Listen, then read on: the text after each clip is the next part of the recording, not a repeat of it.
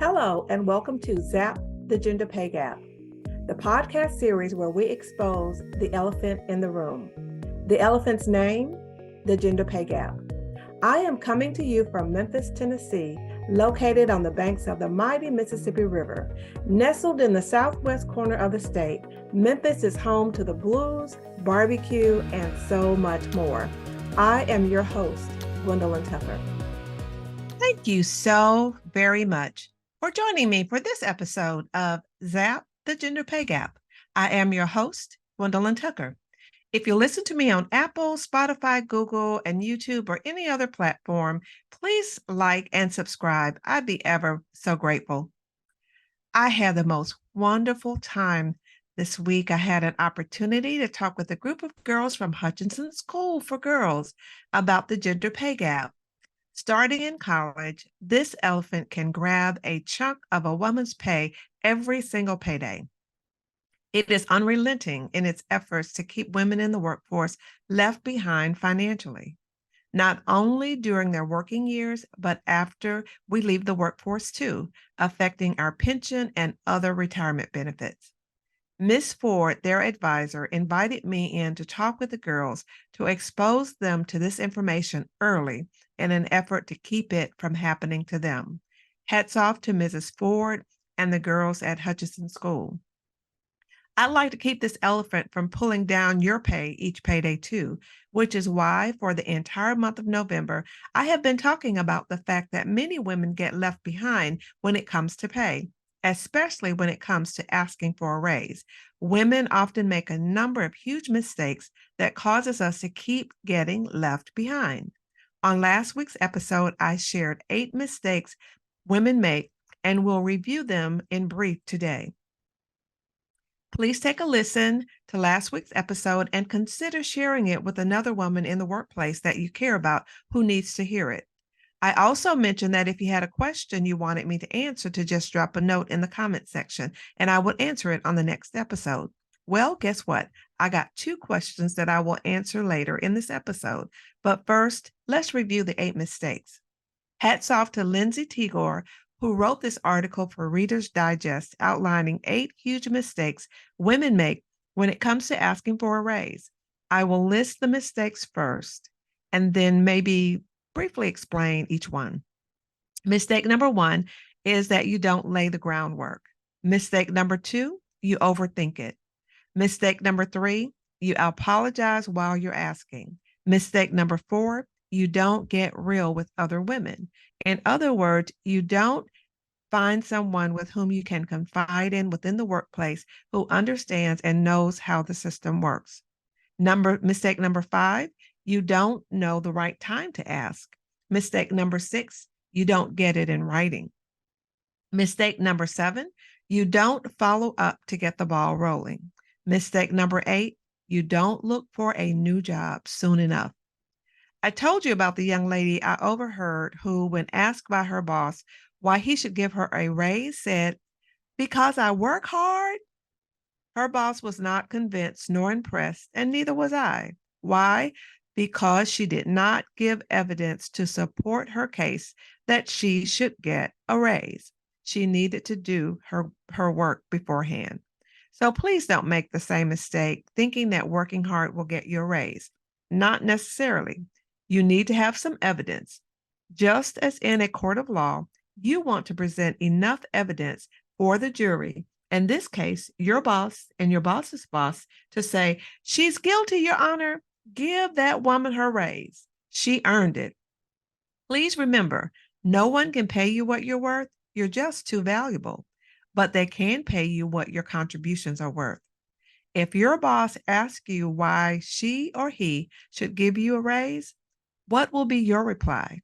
Please, please, please give factual proof of your contribution and evidence that your contribution indeed is deserving of a raise.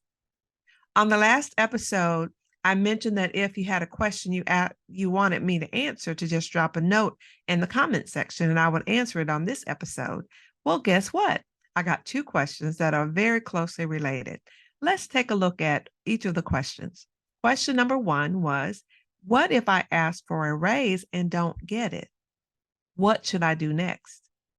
And question number two is, if my boss says no, does that mean I need to look for another job? Before responding to these questions, I'd like to make a few observations. The very nature of the questions presuppose that the person asking may not get the raise she asked for. That is a possibility, but taking steps to avoid the 8 mistakes I mentioned earlier will increase the likelihood of getting to yes instead of a no. Second, a lot of energy can be wasted focusing on what to do should you get a no. Instead, I recommend using that energy to prepare for the ask. Both questions reveal a concern or fear that they will be turned down, rejected, or denied a raise. And guess what? I can relate. I get that.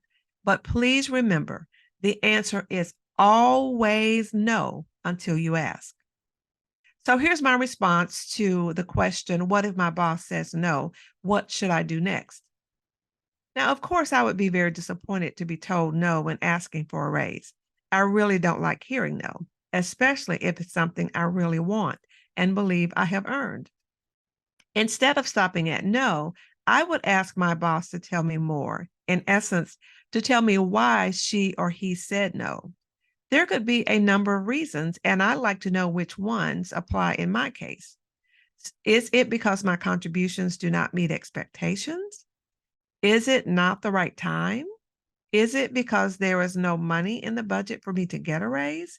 Is it because my boss is not willing to advocate for me getting a raise? Is it because I asked for too much? Knowing why my boss said no will help me plan my next move. Now, I admit it can be stressful asking for a raise, let alone navigating the space and maintaining your cool after being told no. It may be difficult to control your emotions and not let them get the best of you, either anger, fear, or disappointment, or a combination of these. But now's not the time to lose it.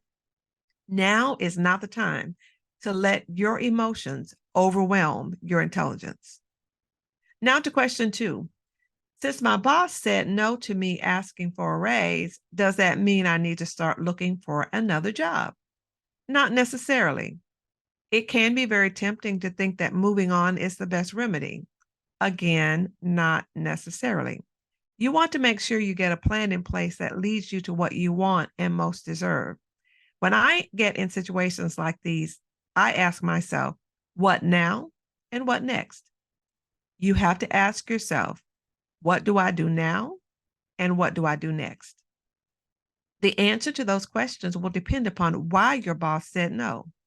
If your boss said that your contribution does not warrant a raise, then perhaps you have not provided enough evidence to be found guilty. But before going back to the drawing board, I'd ask for specifics. If the time is not right, I'd ask for a more opportune time to present my case and ask for his or her support. By the way, I recommend that you update your resume annually. This tidbit of advice was given to me by one of my mentors early in my career. At the time, I didn't fully understand why, but I did it anyway. It's very uplifting to see how you have grown in your career in just 1 year. Putting that on paper memorializes it in print, so you will have it when you make your next career move. I want to leave you with this. First, thank you for submitting questions for me to respond to. Second, you can see that there is no one size fits all. And in some cases, the answer is it depends. I always like to get as much information as I can to help guide women in determining what is the next best step for them. And knowing which mistakes to avoid is a good first step. Now, when asking for a raise, please, please, please take this to heart. Make sure you acquaint yourself with the 8 mistakes women make and then take steps to avoid them. Also, please share this with another woman in the workplace who needs to know this information. My goal ultimately is to show you how to get money from your company's budget into your bank account, how to get past no to a resounding yes. Now, I am opening up 3 new one-on-one coaching slots to show women in the workplace how to raise their pay in the next 90 days so that they don't keep getting left behind. Please message me back if you're interested in hearing more. Go to GwendolynJTucker.com and click on Contact. I will also put a link in the show notes to this episode, so just check out the description box on how you can reach me. Women, you work hard for your money. I can show you how to take home all of it. Thank you so very much for joining me today. Please plan to join me next time, and don't forget to leave your question in the comment box. I will make it my business to respond on the next episode. That way, others can benefit from hearing your question as well as my best answer. I look forward to hearing you here next Wednesday at noon Central Standard Time for the next episode of Zap the Gender Pay Gap. Until then, please be well. Thank you for joining me for this episode of Zap the Gender Pay Gap. Please rate, review, and subscribe to or follow me wherever you get your favorite podcast. I am your host, Gwendolyn Tucker. Thanks so much for listening. See you next time.